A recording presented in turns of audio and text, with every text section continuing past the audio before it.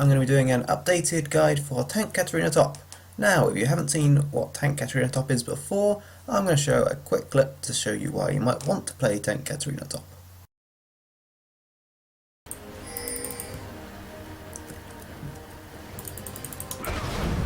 Oh, I can chase it. This Galio's dead. This Galio is so dead.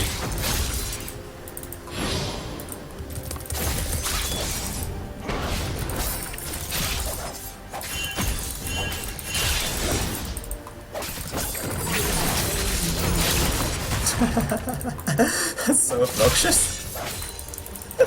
Poor Gallia. This is an extremely fun build, and it's definitely completely viable. It's not just trolling, and I'll go into more details with a lot of my item choices now. If you want to see more details of, well, if you want to see just more plays and stuff, I'll try and put a few video links in the description, or maybe look at one of my montages or something. But yeah, onto the actual guide. This has changed a little bit from the start of Season 6 when I first made this build, put it up on YouTube, so I'll go into a lot of the things that have changed in detail as well. Your first item you want to be starting with most of the time is Doran's Blade. This is because it has just the most stats for all-in level 2, level 3.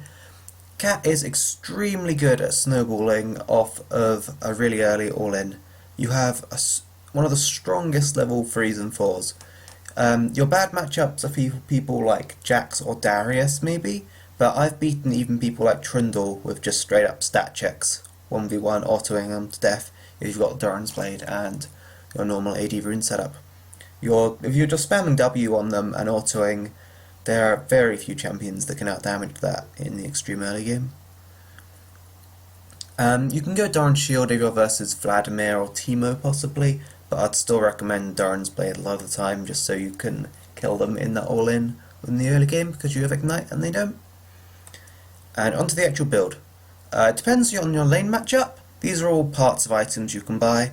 You'll want to be buying Sunfire Cape or probably Sunfire Cape or Spectral's Cowl first. If you're versus an AP matchup, rush the Cowl, then build Sunfire Cape anyway, or build the Tiamat early anyway. There's little value in building the full Spirit Visage super early, but ideally you want to be building the Sunfire Cape first. Sunfire Cape is a really strong item right now, and just building that on its own will be enough to win you a lot of lane matchups. It's a stupidly strong item, especially versus AD. And then you want to be building towards getting 40% cooldown reduction. You'll have 10% in your runes, and then you want to pick up Boots of Lucidity, and Spirit of Visage, that'll be another 10%, and I'll move on to the last 10% in a bit, but then you want to be building your Titanic Hydra. Try and get this early as possible if you're snowballing, but leave it till after you get these 3 items and a Tiamat.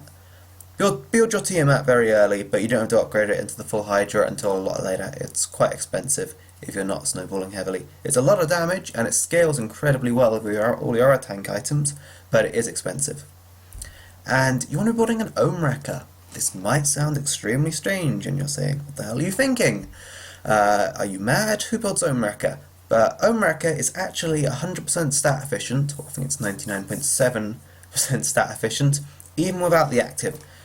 Like, Ohm Wrecker's active you can pretty much almost ignore for the purpose of the AD Katarina build. The important stat on this is 10% cooldown reduction.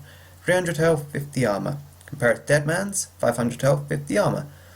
So you're getting that last 10% cooldown reduction you vitally need instead of buying... There's no other cooldown reduction items that don't give wasted stats like mana or mana regen on Katarina.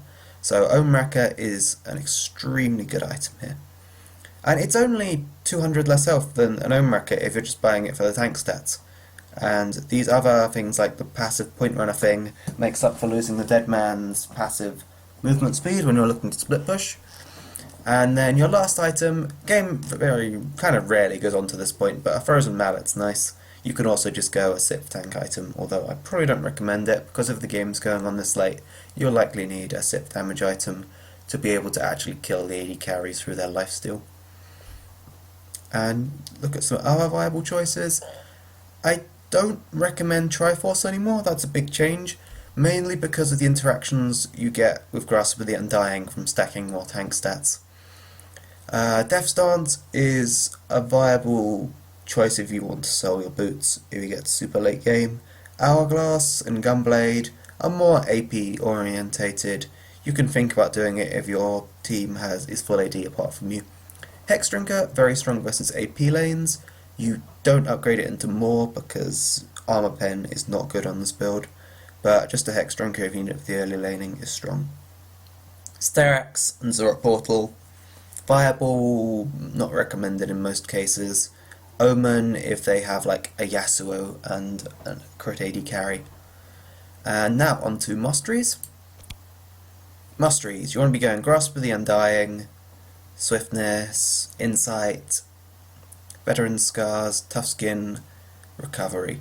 There's not a lot of variance in this tree. You don't get Perseverance because Cat has like the worst base health regen in the game, and plus 200% is basically nothing still.